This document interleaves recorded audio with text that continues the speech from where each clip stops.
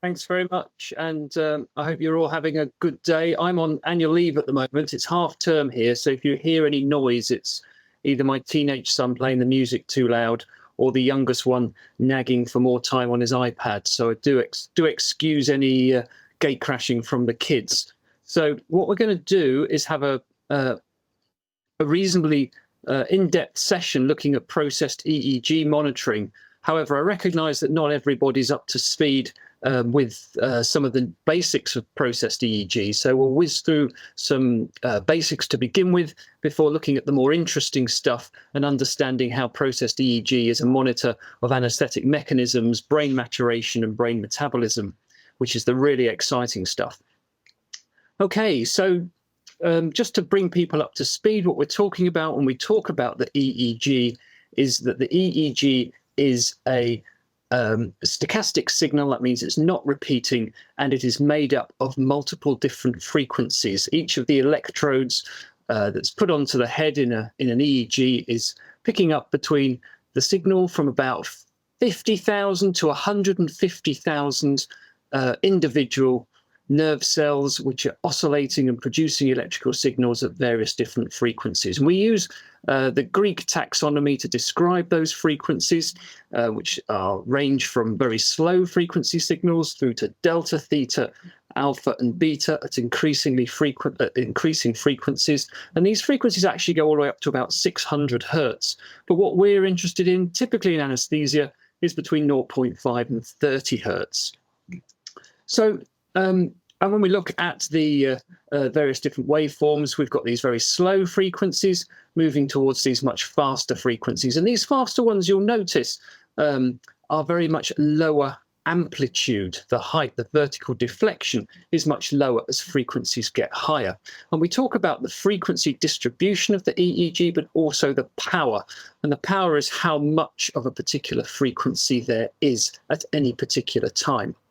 Now, when you're looking at the screen on a processed EEG monitor, important things to be mindful of are the time duration, which is along the x-axis, and the amplitude, which is a vertical deflection around the 0 point on the y-axis. If you're looking at a standard BIS Vista monitor, it's 4.4 seconds for the EEG to traverse the screen. And the amplitude is plus or minus 50 microvolts when you look at a single channel. And really on a BIS, you must always look at a single channel because it is a single channel monitor. Sometimes it will show you two channels, but actually it's only analysing one in the first place. So it's much better to use it in single channel mode. And one of the things that first struck me when I got interested in processed EEG, which is probably around 16, 18 years ago, is being able to identify differences in different brains.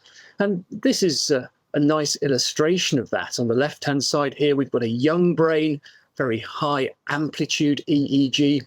That's a 33-year-old just having an OGD. And on the right-hand side, an older brain. And we can see a marked difference between these two brains with very much smaller amplitude oscillations. Now, unfortunately, the way some of our monitors work is to hide that information from us. And if you were to look just at index values, we'd lose very much of the qualitative information that tells us so much about this very rich signal that the EEG provides. Now, when we're inducing anaesthesia, we see some very significant changes in the EEG as we move from the wakeful brain towards the anaesthetized brain. And up here on the top left-hand side, we can see the awake brain. This is low amplitude, high frequency, and we'll often see blink artifacts and a lot of EMG signal overriding that. As we start to give a little bit of propofol, this is just a minute after administering a bolus of propofol, we're seeing that the amplitude, the height of that EEG, has more than doubled. And the frequency is starting to slow down. These are the first signs that the EEG and the brain is starting to be affected by our anaesthetic medications. Shortly after, further 15 seconds, we're starting to see some vertical undulations, our slow delta oscillations. And then these become very, very pronounced just a few seconds later on. And at this point, this is the point where the brainstem has really started to become anaesthetized. We'd have lost cranial nerve function, and our patient will be profoundly unarousable. Then we settle into this anaesthetized brain state with slow undulations with superimposed alpha oscillations. And if we push things a little bit too far, we get an ECG. You can see here a reproducible pattern on this particular trace. Anything reproducible is cardiac generally, and here we can see the heartbeat once a square, so that's giving us a frequency of 1 Hertz. That's the heart beating nicely at 60 beats per minute. So certainly the ECG, which is obviously a millivolt signal, can be picked up on the EEG, which is a microvolt signal. Now let's think about some of the other ways that we can look at the EEG, and we can visualize the frequency distribution using something called a power spectrum. And the power spectrum is the very first stage in starting to process the EEG to produce some of the indices that we're used to. It's almost like using a prism to split the signal into its multiple different component parts. And that's the function of the Fourier transform. The fast is the bit that just makes it happen a little bit quicker. And when we're looking at a power spectrum, and this is taken from the Narcotrend is the only device that displays the power spectrum, which is bizarre because every device is creating a power spectrum. The Narcotrend is the only system that displays it to us. And this updates every 5 seconds, which is fantastic for induction of anaesthesia at any time point where the brain activity is quickly changing. So this power spectrum is the EEG transformed into a histogram. And here we can see height is the amount of activity in any particular frequency band, and we've got frequency along the x-axis. And here, in this particular example, we can see a very tall peak in our slow and delta band, not so much activity in theta, and a large peak here in alpha, and very little high frequency activity. And with a little bit of experience and a bit of underlying knowledge, we can immediately recognize that this brain is anaesthetized and this is propofol, or volatile at less than 0.8 of a Mach, there or thereabouts, will produce this sort of brain activity. Very, very recognizable. And that coincides with what we see on the density spectral array, which is this diagram here, which we'll dive into in a little bit more detail. When we're thinking about power spectrums, people often talk about something called spectral edge frequency. And the spectral edge frequency, there's various different terms that one can use, but the spectral edge frequency 95 is what most monitors will display. And that is the frequency below which 95% of the EEG power is below. So this point here, 95% of the EEG power is below this point. Typically, that's less than 16 Hertz under anesthesia. Median frequency or median edge frequency is the frequency below which 50% of the EEG power resides. So these are very simple. These are the earliest sort of descriptive processed parameters that you'll find in EEG science. Oh, yeah. Sorry, being gate crashed. I'm busy, Oscar. I'm giving a talk to people in Scotland. No, you need to go talk to Mummy about that, please. You can close the door. Thanks very much. Say bye-bye to everybody. Bye, everyone. Bye, everyone. Yeah. There we are. The median frequency is the power below which 50% of the EEG is below. Now, there's problems with this. It's not a particularly useful value. Some people get rather hung up and think it's useful. I think people think it's useful because it's simple. The problem with simple is it's not very good. So one of the things you'll see with spectral edge frequency is it will increase naturally as patients age. It also paradoxically increases the more anaesthetized the brain becomes and when the patient becomes burst suppressed. Different drugs will also increase the spectral edge frequency. Midazolam, ketamine, as drugs which excite brain activity, will both increase spectral edge.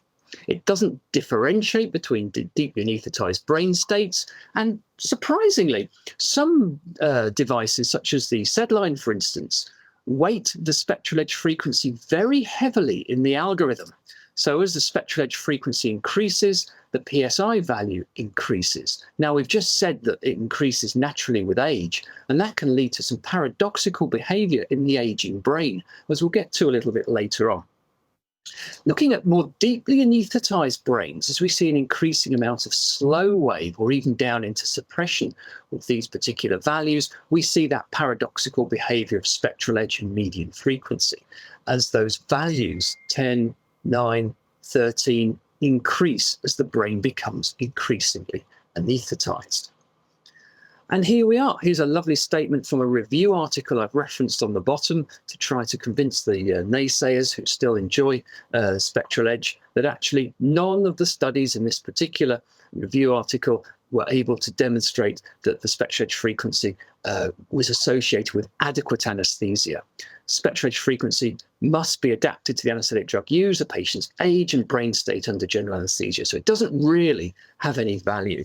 And just to add another sort of layer of concrete over this principle we're trying to bury and get rid of, the BIS monitor has a real problem with spectral edge and median frequency. If you adjust the filters on the device, you'll find that you will alter artificially the value of the median and spectral edge frequencies as you turn the filters on and off, as I've demonstrated with these black arrows. So those are the sort of simple basic values that you might see on a monitor: power spectrums, spectral edge frequency. But what about these index values that these monitors show us? Let's have a little think about those for a few minutes. Well, when you create an algorithm, you're trying to produce a descriptor of how the EEG changes from a wakefulness down to full burst suppression and isoelectric flat line. You do that by using multiple different parameters to try to describe the EEG, and these tend to be proprietary. And then we need to anchor our scale to something in the real world. And typically what equipment manufacturers do is use clinical signs. And what the Aspect did when they were designing the BIS back in the late 80s and early 90s was to use the modified observer's assessment of anesthesia and sedation. And they anchored the device around this point here, which is MOASS 0.2, which they described as unconscious, which is responds only after mild prodding or shaking. I would say that that isn't actually unconscious to respond only after a mild prod or shake. Very few of my surgeons are mildly prodding. They tend to use a scalpel, which is slightly more of a stimulus, I would say. But with that, they came up with this particular table, which shows BIS index values where various different clinical correlates occur. So, for instance, we have a patient who's awake and alert, generating BIS index values of greater than 80. And as our patients become increasingly sedated, they will produce different ranges of numbers. So there is some attempt to correlate these index values with clinical underpinnings that we're used to. Now, unusually, though, there's quite an error range with this particular system, and I'll talk about that in a few slides' time. Now, we need to remember that these monitors are not monitors of consciousness. There is no such thing as a monitor of consciousness because we don't have an EEG descriptor of what a conscious brain looks like, or the various different conscious states of the brain. And certainly using the frontal cortex, which is what we're doing with our processed EEG machines, it's impossible to differentiate consciousness from unconsciousness with absolute reliability, as I'll show you in a moment. So what these machines do is function as probability of recall monitors. So back in the day, the BIS was calibrated following healthy volunteer studies, first of all with that clinical information I've just shown you, but also with a test of recall. So 22 patients, not patients, but volunteers, 22 people volunteered for anaesthesia under isoflurane, midazolam, and propofol, and were given doses to achieve different BIS index values. Whilst at that following that dose at a deeper state of plane of hypnosis, they were read a list of words. 6 words, apple, table, penny, whatever they might be. And when they emerge from that brain state, they were asked, what do you remember?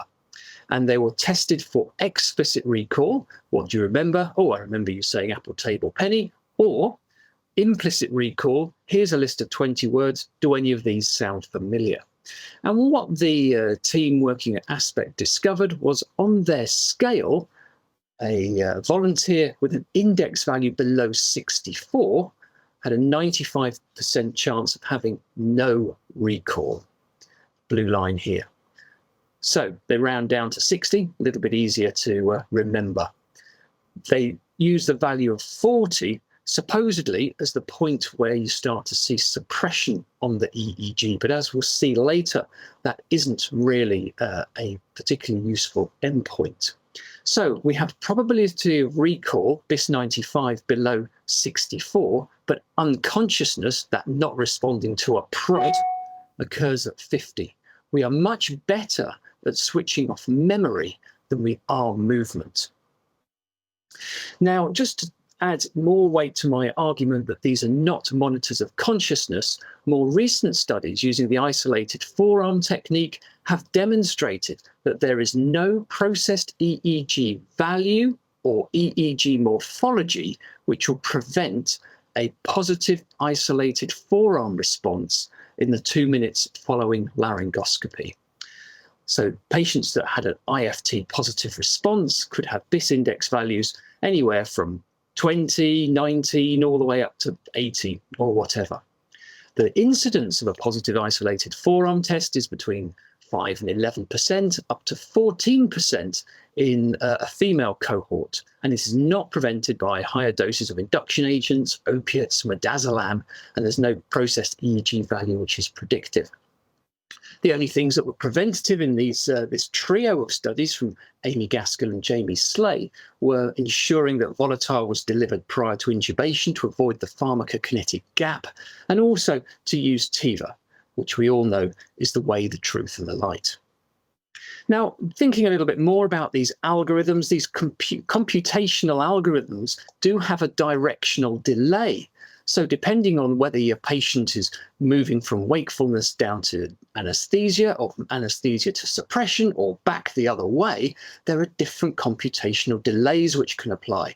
And with the SED line, this particular super paper from Matthias Kreiser demonstrates up to a 90-second delay if you're just watching your index values. We really ought to be moving away from looking at these index values and looking at the raw EEG to give us real-time information to brain activity. This nice study demonstrated that the BIS index value doesn't correlate really with the morphology of the EEG even.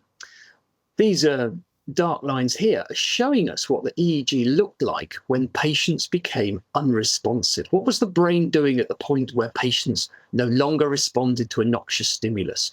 The majority of patients are producing delta oscillations or slow delta oscillations by the time that they are unresponsive. If we look at that delta or sub-delta activity, there's quite a spread of index values that are commensurate with those EEG waveforms. So EEG morphology and BIS index value don't really correlate. Things are slightly different though with the Narcotrend system. Narcotrend is designed using a descriptor of EEG morphology. It is designed to describe the EEG to you. This is really helpful if we want to discuss what the EEG looks like. We have this wonderful taxonomy which is designed by a guy called Kugler, a German electrophysiologist, in the 1980s and modified by the Narcotrend team. And what this actually does is describe the morphology of the EEG in the same way that an electrophysiologist would do. So the complex algorithms in this system are converting the EEG into a taxonomy we can use. Where we want to be during anesthesia is during a stage of delta oscillation, and increasing delta power will give us a different Narcotrend stage from D0 down to E0. This has been compared, the algorithm in the machine has been compared with the skills of a human electrophysiologist. And there's a 97.6% correlation between what the electrophysiologist thinks of the EEG and what the device thinks of the EEG. So as a system to interpret EEGs, Narcotrend really does very, very well. And I should point out that that comes from a paper dated in the year 2000, and there's been a number of revisions to the algorithm since then. So maybe the correlation between the algorithm and the electrophysiologist is even better. Another interesting thing about this taxonomy is how it correlates with changes in slow frequencies and delta frequencies. And what we see during this stage here, as delta moves from 30 to 80 to almost constant, is a change in Narcotrend index value, but no change in BIS index value. The BIS isn't really very useful at tracking changes in delta power. This is perhaps one of the reasons why if you increase your dose of opiate, for instance, you very rarely see a change in BIS index value, but you will do in Narcotrend stage because this device accounts for how the morphology of the EEG is changing, and opiates will produce a slow wave dominant EEG. So hopefully we're starting to think that the EEG is about more than just these numbers. And if we look at these particular traces, it's very easy to look at this and think, fantastic, 42, that's the meaning of life, the universe, and everything. I can go back to my Sudoku at this point. But if we look a little bit further, we can see here that, well, this value's elevated, this SR, suppression ratio, 27. And if we look at the EEG, we can see these reproducible morphologies here, about 1 Hertz frequency. That's the ECG. So essentially, I've got a flatline EEG. The brain is profoundly suppressed at this point, yet the monitor's showing me a reassuring value. This cannot be right. Similarly, we can look at this side here and see, oh, 70, that's a bit high. I need to do something about that. Whack in a bit of propofol, bit of Fent, turn up the volatile, whatever it might be. Well, let's have a little look again. Well, suppression ratio is okay. And my EEG, well, that doesn't look awake. I've got huge, great big delta oscillations here and lots of lovely alpha oscillations. Oh, but a bit of EMG. Well, this monitor is misinterpreting this lovely very anaesthetized looking EEG as being wakeful because of EMG, muscle signal from the frontalis muscle. So it is important that we look beyond these numbers to get a real sense of what's going on beyond in the brain.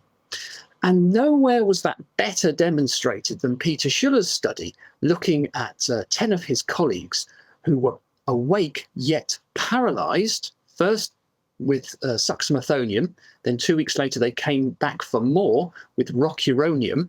They had two BIS monitor strips applied to their head with 2 different eras of BIS system, and they were able to communicate with their colleagues through an isolated forearm. And I'll just show you that here. This is the suxamethonium arm. This is an anaesthetist, completely paralysed but conscious. What's 12 plus 9? What do you want? Indicating complete consciousness and ability to communicate and perform basic arithmetic whilst being ventilated by a faithful colleague. But the index values are depressed. Paralysis with the BIS system and the entropy will produce artificially low index values despite the EEG being demonstrably wakeful. Low amplitude, high frequency. That is a brain which is awake. An awake patient who is paralysed, yet the index values indicate that they are within the manufacturer's world. We need to know the monitors we use and know their caveats. Now, an even better way of looking at the EEG than the power spectrum and some of the other things I've spoken about is to look at the spectrogram. So this is the way that we really should be looking at EEG system, our EEG signals, much easier to interpret than the raw EEG and much more colourful as well. So what is a spectrogram? Well, if we take that stochastic signal, which is a blend of all those different frequencies, split it with our prism or our Fourier transform into its different component parts, plot them as a power spectrum. These power spectrums can update every 5 seconds or so. If we look at this, imagine it as some little mountains. We've got our cyclist shooting up the mountains, over the foothills, up the great big climb at the end. This can be transformed into a spectrogram. We take many of these power spectrums and put them vertically with frequency along the y-axis and time along the x-axis. Each one of these power spectrums can be plotted next to each other. So we see the mountain here on the far left. That becomes the mountain range along the bottom here, with the brighter colours indicating a taller, higher peak. So we've got some high activity along the base here, very low frequency, commensurate with this here. We've got small amounts of activity, these bluer colours here. Then we've got another peak around about 8 to 12 hertz. This is alpha. That's this band here. And then very, very little higher frequency activity. So this is a spectrogram or density spectral array. They're the same sort of things. And these are a wonderful way of looking at how our EEG power and EEG frequency is changing over time. I can look at this and say that this is a youngish patient who's receiving propofol-based anaesthesia just from looking at that picture. So one way to think about this is to imagine that you're on your holiday, you're flying away, you can look down out of the airplane window over the mountains. As we go onto our holiday, we're going to see the great big high mountain peaks, and then we're going to come over the foothills and then out over the sea. And this is exactly what we see when we look out of the window of our plane flying over the density spectral array. Tall peaks, little foothills, and then out over the sea. Now let's compare how different anaesthetic drugs look with the density spectral array. Well, imagine for a moment that you're a pianist, and what I want you to imagine is that different anaesthetic drugs stop us from being able to play particular notes on the keyboard. In the awake brain, you can play all 88 keys, play whatever tune, whatever rhythm, however you like. But when we give propofol, propofol prevents the brain from producing particular frequencies. It stops particular parts of the brain working, notably slowing down activity in the thalamus and between some of the cortical communications across the surface of the brain and from the frontal cortex back to the parietal cortex. And those are normally high volume, high speed motorways, if you like, allowing conduction of signals rapidly around the brain. With propofol, we slow those signals down and we only allow the bass notes and some of these lower notes to be played. And that produces a density spectral array that looks like this, 2 tram lines. Volatile's a little bit different. As you start to exceed a Mach, 0.8 of a Mach up to about a Mach, you'll see this bit in the middle, these theta oscillations, these notes of the keyboard suddenly start to fire up and be activated. Dexmedetomidine, depending on how much you're giving. If you're giving a lot, you'll get a very sleepy looking EEG that's predominantly these low frequency notes. If you back off and give an analgesic dose, you'll see a pattern with a little bit more like this, perhaps slightly higher frequency with some sleep spindles in it, but none of these patterns really indicate that a patient's anaesthetized. They can be readily rousable for dexmedetomidine sedation. But look at ketamine. Ketamine does something completely different to all the other drugs. It's an excitatory drug, of course.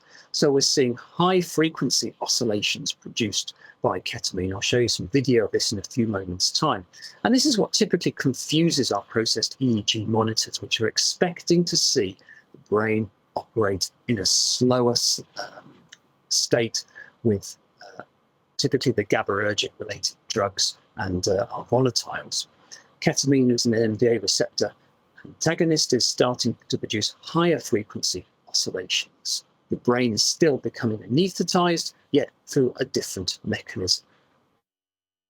Now, our different monitors produce a DSA in different ways. So here's a comparison between the SED line and Narcotrend, for instance. So the SED line has a very rapid update. So you'll see a new vertical line of pixels plotted every 1.24 seconds. It's got two different types of DSA, Hanning and multi-taper. Multi-taper has been licensed from Emery Brown's team at Massachusetts General. It's a little bit like a bit more speckly. Well, this is multi-taper. So you get a little bit more speckle for your money. It's like not quite high definition, but like watching a VHS. You've got the DVD version rather than looking at the VHS version. So perhaps a little bit more granularity, shall we say. There's no scaling on this particular monitor. You have to do that manually yourself, and it's a bit more fiddly to scroll and review your way through the DSA. What I've illustrated, though, that very, very rapid update, 1.24 seconds, this is the same patient who's being anaesthetized and induced at exactly the same time, and I've got both monitors applied to the same patient. So this piece of DSA on the narco is that entire screen worth of SED line based data. This scrolls across the screen very, very quickly. And you'll see it's also showing us both sides of the brain simultaneously.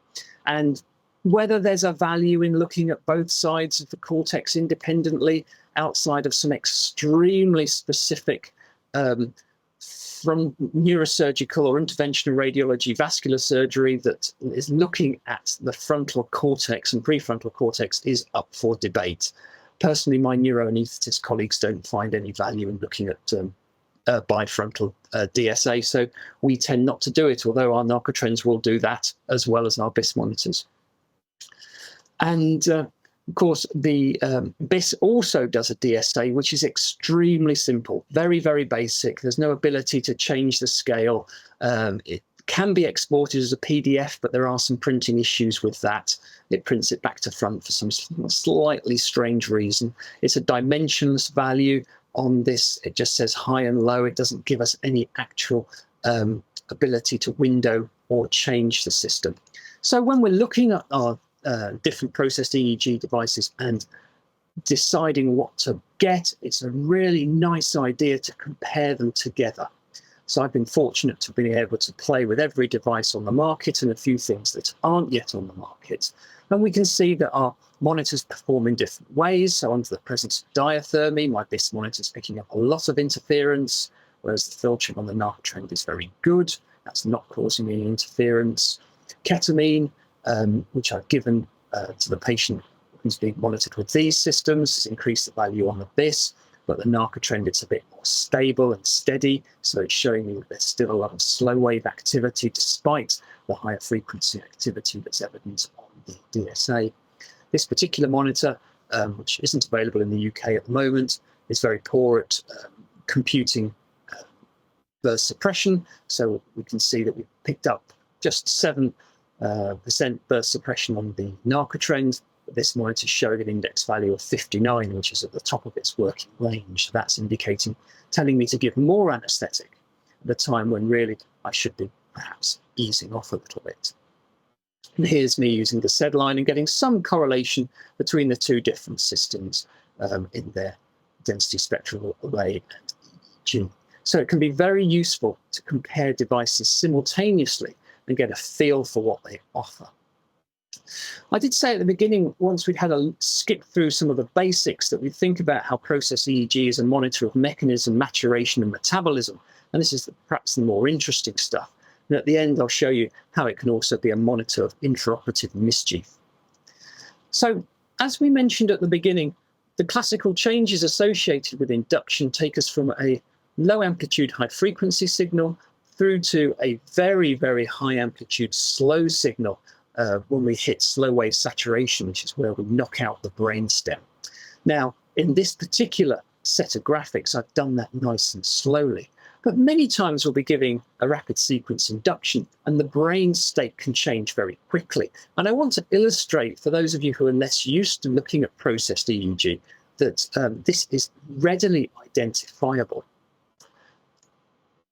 So I've got a little bit of video here. At the bottom, we've got I've taken a screenshot of the awake brain, low amplitude, high frequency, and the top is going to be a little bit of video. This is a 18-year-old having an RSI for an appendicectomy.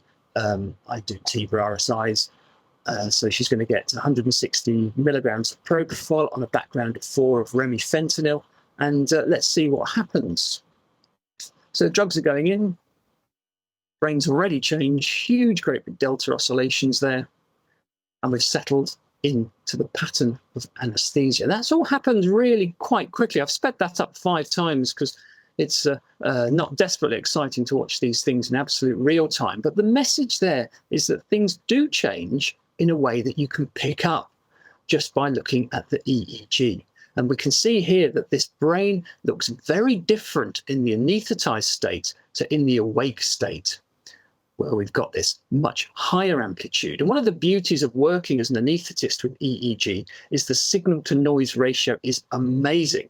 Because we use neuromuscular blocking drugs frequently, we've taken out the EMG, which works like a background static, confounding our ability to interpret the signal. But we also, by the way our drugs work, which hugely increases the amplitude, we increase the amplitude of the signal between 20 and 25 times. We have the best signal to noise ratio of any clinicians using processed EEG. Our neurologists would kill for the signals we have.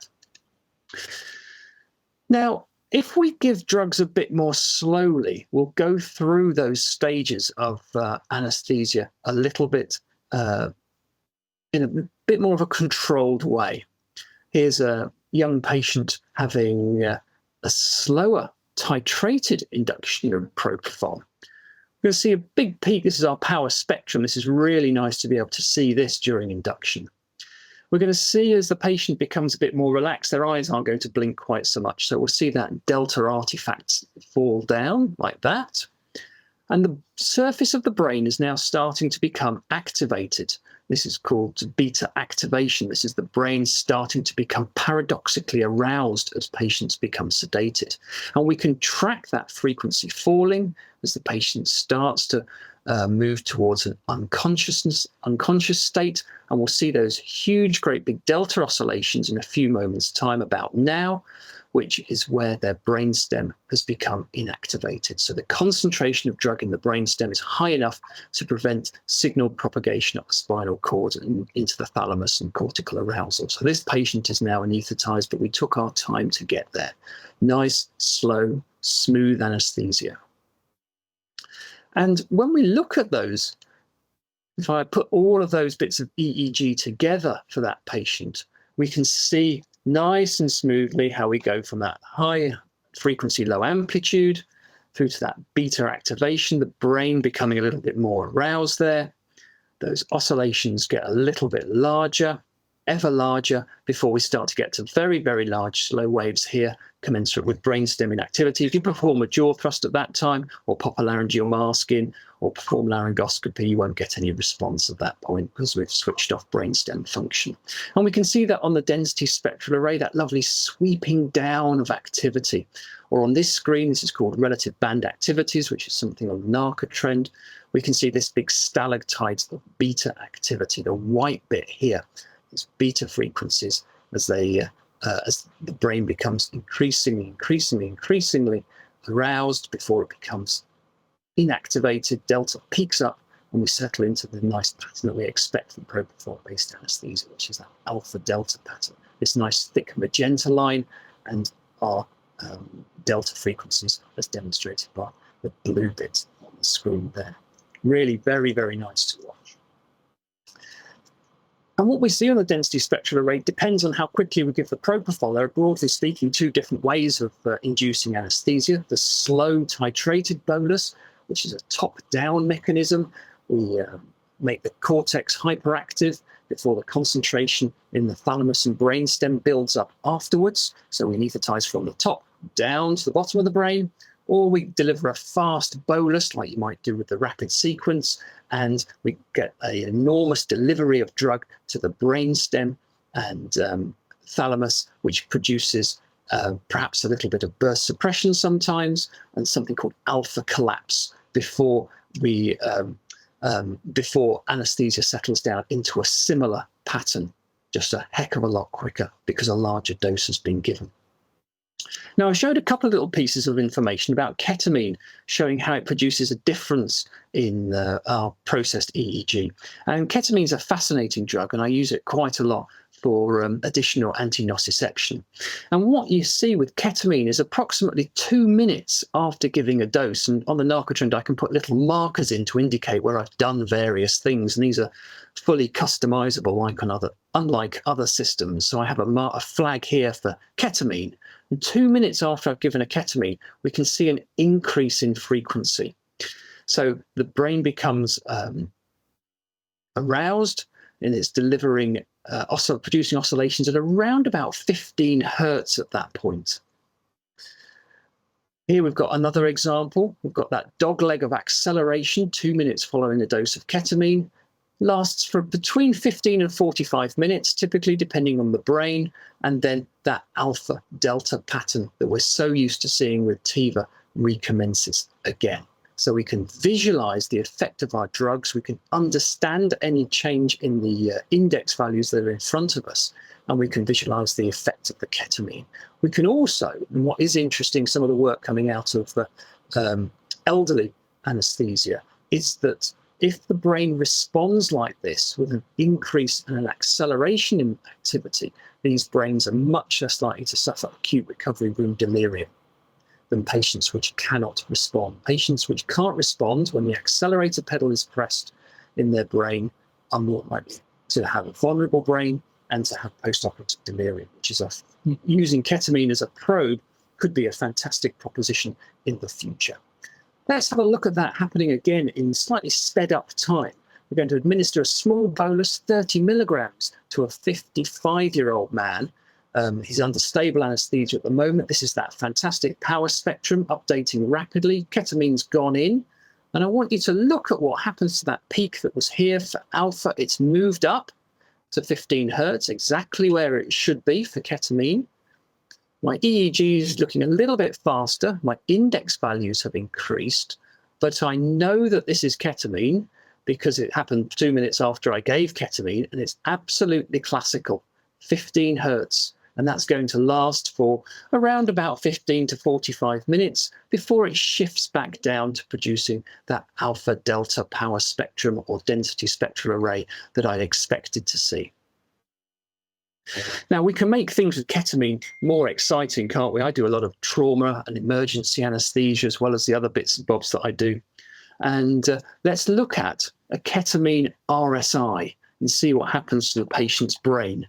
As I say, I use processed EEG for everything, whether or not I'm using TIVA, volatile, sedation. There's no excuse not to monitor the brain. So this poor patient, lady, she's having surgical management of a miscarriage. She's bled a lot, so she's shocked. I've given 150 of ketamine and a bit of alfentanil. And what we're going to see in a few moments' time is a lot of blinking and moving around because she's very, very anxious and diaphoretic, as you might imagine. But the ketamine's in, it's producing this high frequency, low amplitude oscillation, this peak here. This is the ketamine working. She's going to be unresponsive at this point. It's nice and flat. There's no EMG. We haven't got huge delta power, but I am reassured that she's anesthetized because this is a pathological trace. This is not a trace associated with wakefulness. This is what ketamine has done. It's excited the brain. It's producing anesthesia through a different set of mechanisms. Volatile's on board now, and we're seeing theta power start to build. Remember, I mentioned that theta builds with an end tidal of greater than 0.8 of a Mach. And that's exactly what we've drifted into sevoflurane maintenance following ketamine induction. And if we look at the power spectrum for that, that's that first little bit of ketamine excitatory stuff at around about 20 hertz.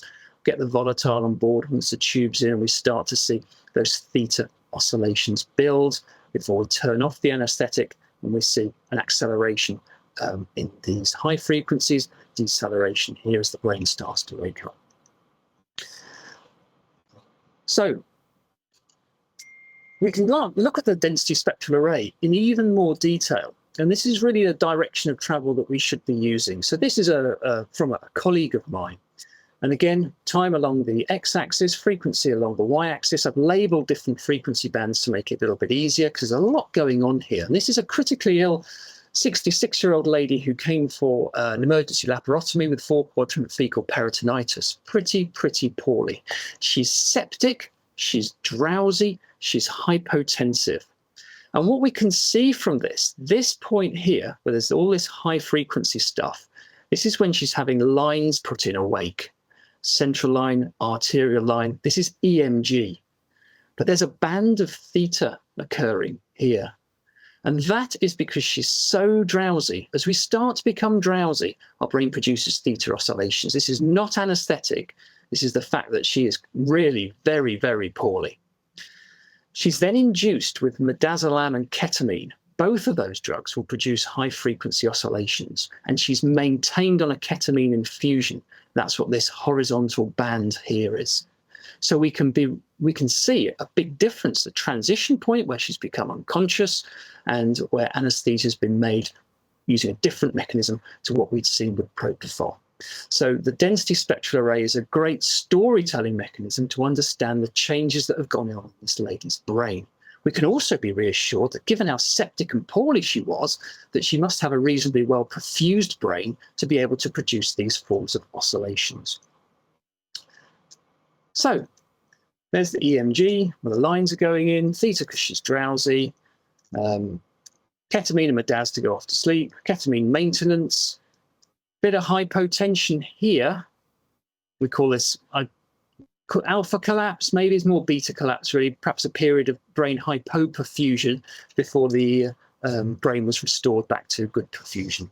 So thinking about how our anaesthetics are working though, the density spectral array tells us a lot about that. Remember, we're only monitoring the frontal cortex, prefrontal cortex, this little bit here. These monitors are cortical activity monitors, not depth of anaesthesia monitors. There is no such thing as a depth of anaesthesia. Anaesthesia does not have a depth. What we're seeing, though, is how we are producing a state of sensory disconnection. We do not produce unconsciousness.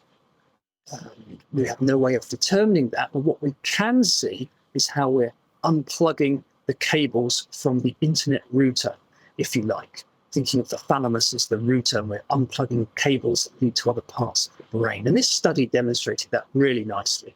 Every green line here is an auditory stimulus, and the little dot at the top of it is when a volunteer pressed a button. They were played a sound, they had to press a button.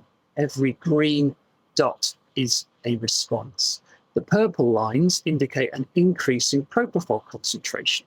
As the patients became increasingly sedated, they weren't able to press the button in response. Well, no surprises there. But the EEG patterns were very specific. When we saw that lovely alpha-delta pattern, as we've seen in the examples I've shown so far as well, the patients were able to process any sensory input. This is the point at which the thalamus has become inactivated to sensory input, sensory disconnection. This is what we're producing when we're anaesthetizing people, sensory disconnection.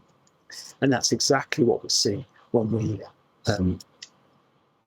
produce anaesthesia that looks like this. And this is a full anaesthetic from induction all the way through to emergence. I've turned the drugs off here and the brain started to accelerate, and I can see that all on my density spectral array.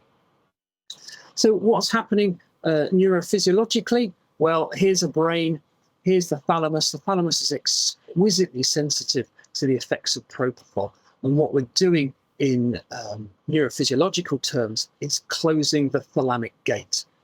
And that's preventing propagation of signals from the spinal cord into the reticular activating system from getting up into the cortex. So we've closed off these thalamocortical pathways, preventing the normally rapid transition of information at 30 to 50 hertz. We've slowed the signaling down to 8 to 12 hertz, exactly what we're seeing on the monitor with our alpha band. And these connections between brain areas have been slowed down towards delta frequency. So we're seeing a breakdown of thalamocortical communication and a breakdown of cortico-cortico communication. The way I like to think about integrating hypnosis and anti-nociception is to think about the thalamus as a castle and how we need to defend the cortex from attack. Here's our castle, Castle Thalamus. Here's our village, the cortex cottages, which are connected to each other via the thalamo-cortical pathway. Our patients are being attacked by the dark nights of nociception, intubation and surgical stimulus. And we have the nights of hypnosis preventing the attack on the cortex. We can provide a mote of analgesia to slow these guys down or make it more difficult for them to get to us. If we've got inadequate hypnosis, then it's pretty easy for our dark nights to cross over our analgesic blockade, stimulate the thalamus, producing thalamic breakthrough and potentially cortical arousal. And what does that look like? Well, during COVID, when we had to use thio rather than propofol, certainly in my hospital, we were very short, performing rapid sequence inductions with sodium thiopental rather than using propofol gave a wonderful opportunity to be able to use processed EEG and to see what this looks like. So this patient's going to have 200 milligrams of thio, bit of alfentanil, very standard RSI. We're going to fall asleep and become anesthetized incredibly quickly. Thio works fantastically quickly, but has a very, very rapid offset. I ventilate my patients during the gap between intubation, between loss of consciousness and intubation with SIVO. So it's got SIVO on board, but following laryngoscopy, the EEG is becoming very flat. We're shifting to higher frequencies, and this is the brain becoming stimulated. Even though we've started to ventilate the patient with sevoflurane before the tube's in, we see the brain becoming aroused, and that delta power takes a while to recover. And this has been well documented by many other EEG researchers, and it has a term beta arousal. And this is what the cortex, this is what the EEG looks like. Pre-laryngoscopy looks reassuringly anesthetized, lovely great big delta oscillations, but following laryngoscopy, we're starting to see a real flattening of the EEG and a breakthrough of stimulus. Fortunately, this patient had no evidence of any awareness following that brief stimulus, but it shows very nicely the pharmacokinetics and the pharmacodynamics of a legacy drug such as sodium thiopental. Now, as well as ensuring that we've got adequate hypnosis, if we ensure we've got adequate anti-nociception, our nights have been busy and they've dug a much, much bigger moat. So we're preventing the dark nights of nociception from crossing and attacking the thalamus. And that can be a really useful thing to do. And this is an 80-year-old patient. She's got a thoracic epidural and she's having a laparotomy for bowel perforation. And we're running a really very, very small amount of anesthesia. I use Elivel these days. So she's got about 12 mils of propofol running and 12 mils an hour of propofol, and her remifentanil is running at 2.5, which is under 0.1 mics per kilogram per minute. So very, very low doses. But my processed EEG monitor is showing me that her brain is producing a very slow wave dominant EEG, as the Narcotrend stage is indicating, and backed up by my density spectral array. So this is a brain that does not need very much anesthetic. There's very little nociceptive information getting past the epidural blockade. I'm probably running some metaraminol to maintain a good perfusing pressure, but I'm not overdosing her brain, and she will wake up nicely at the end and be able to return to the ward afterwards. There are typically three different forms of arousal that can occur with the EEG, which are beta arousal, where we see, like we saw with that sodium thiopental case, acceleration in the brain. Alpha dropout, which is probably mediated by vagal nerves. So this is vaguely mediated, that we see a fall in our alpha power here. Typically you see that with laparoscopies. So when you're performing insufflation of the abdomen, creating a pneumoperitoneum, or washouts. And then there's paradoxical delta arousal, which can occur, and the delta power gets higher. You can just about make it out there. I think I've only ever seen that once or twice, to be honest. And the EEG values can paradoxically fall with that, even though the brain is more aroused. Quite difficult to interpret.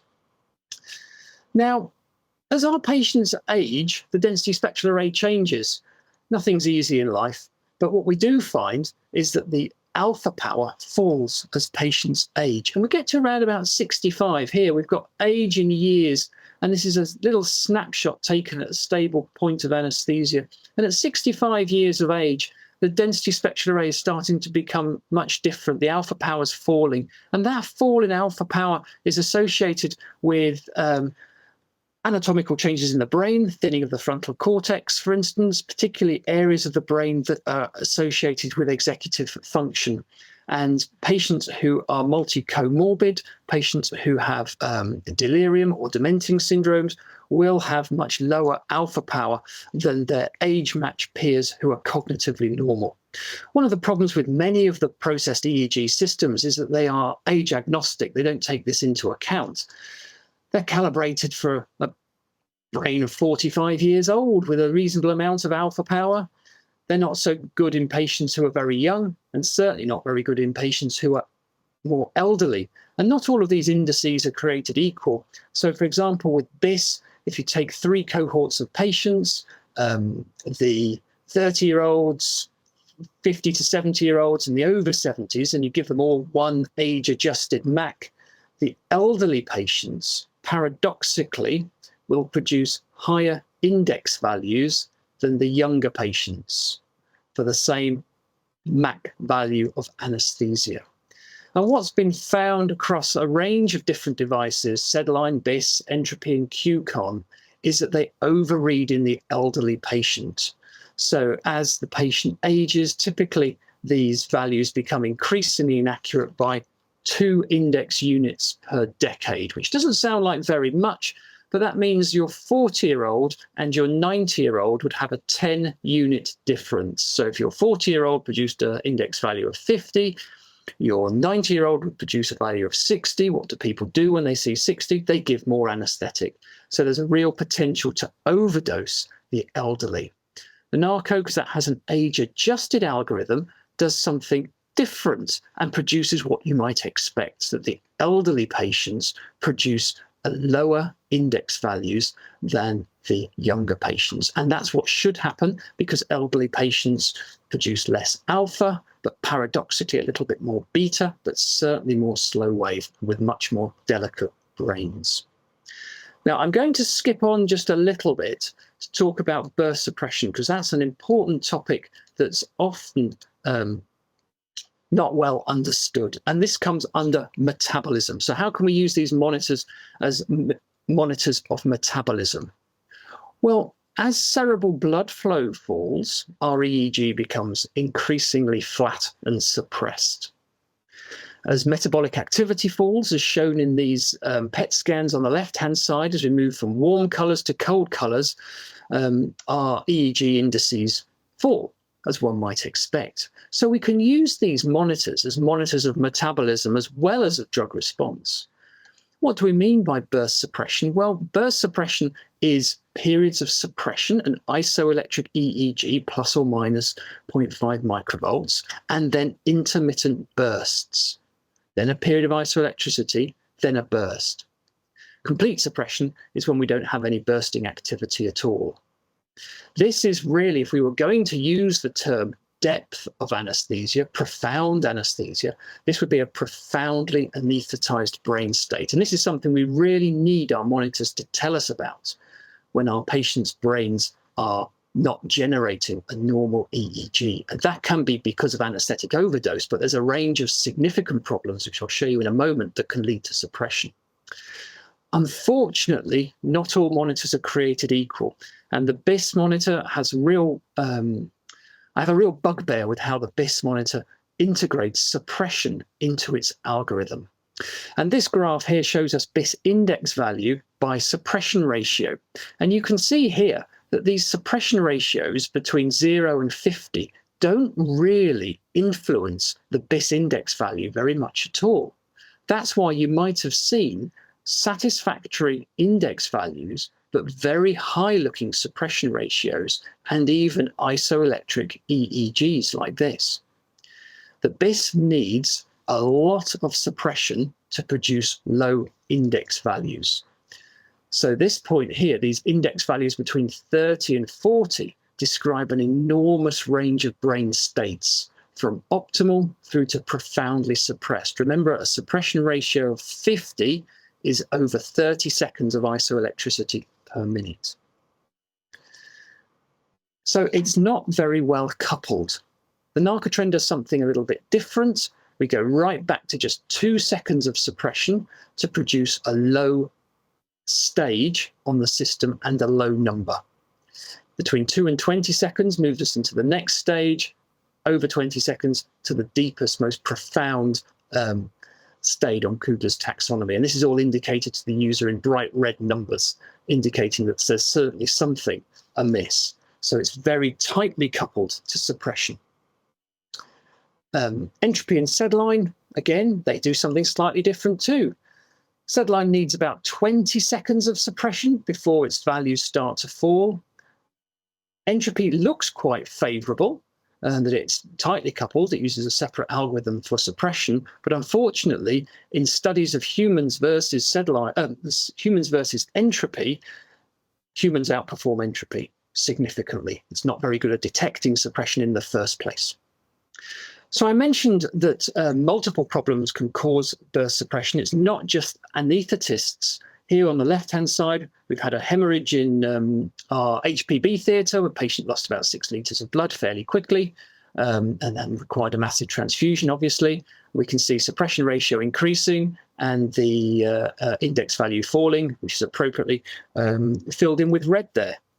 Here's a patient who became acutely hypoxemic following a surgical complication. SATs fell to about 30%.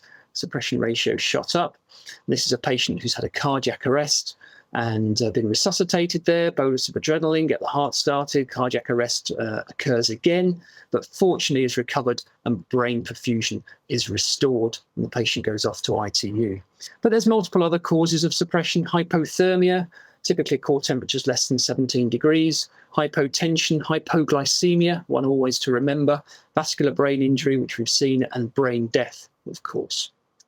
So just to pull these things together, I want to show you this super little case. One of my colleagues very kindly contacted me about this, and because we've got access to Narcotrend systems, I have the full telemetry from the case. This is a patient, 77-year-old male, who presented to our emergency spines list with unstable thoracic spine fractures, so full care, log rolling, inline stabilization, meticulous care with video laryngoscopy, etc., to try to prevent this guy's thoracic spine fractures becoming a permanent paralysis. He's had a very carefully titrated TIVA-TCI induction with standard monitoring, so blood pressure cuff cycling every 2.5 minutes, and processed EEG, because we use that a lot where I am. So he's going to have an anaesthetic induction with that carefully titrated propofol, and when he loses consciousness, he's going to get a dose of his neuromuscular blocking agents, some rocuronium. He's elderly, so it's starting to look a little bit featureless. It's being handbagged at the moment, blood pressure cuff cycling. And cycling. And the blood pressure cuff cycling again. So what do? We just check it's connected and have a fiddle with it.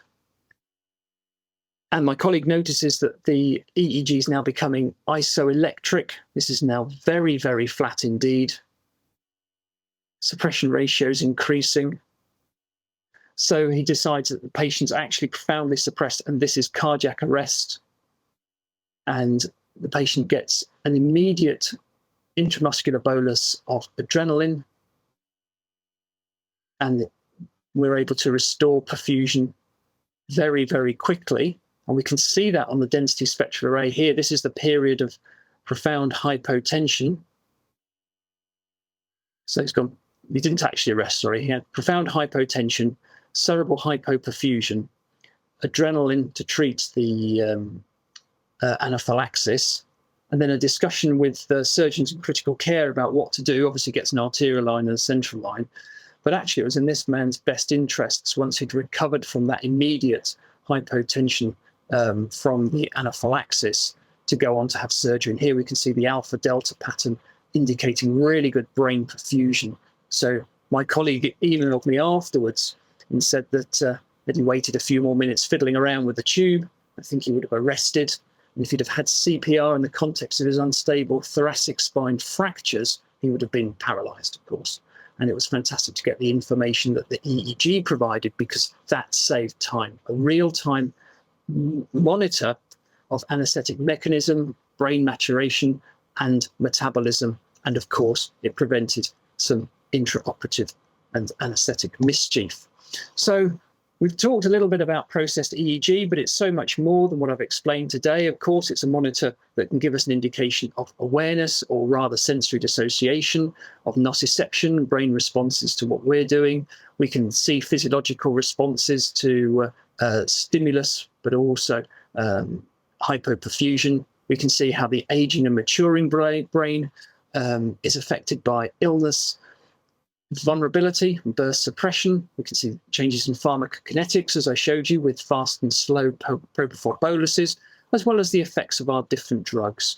And we've even been able to pick up epileptiforms, which are very, very common. Epileptiforms occur in about 75% of children who are having volatile inhalation inductions. So very, very common indeed. And of course, I'd like to invite you all to SIVA, if you can make it, at the end of November, where we have special workshops on processed EEG, but also, as well as that, Paediatric TIVA and Tony Absalom and team from Groningen will be running 2 Eleveld workshops to take a much deeper dive into that fascinating new pharmacokinetic model. Thank you very much indeed. I'll take any questions with pleasure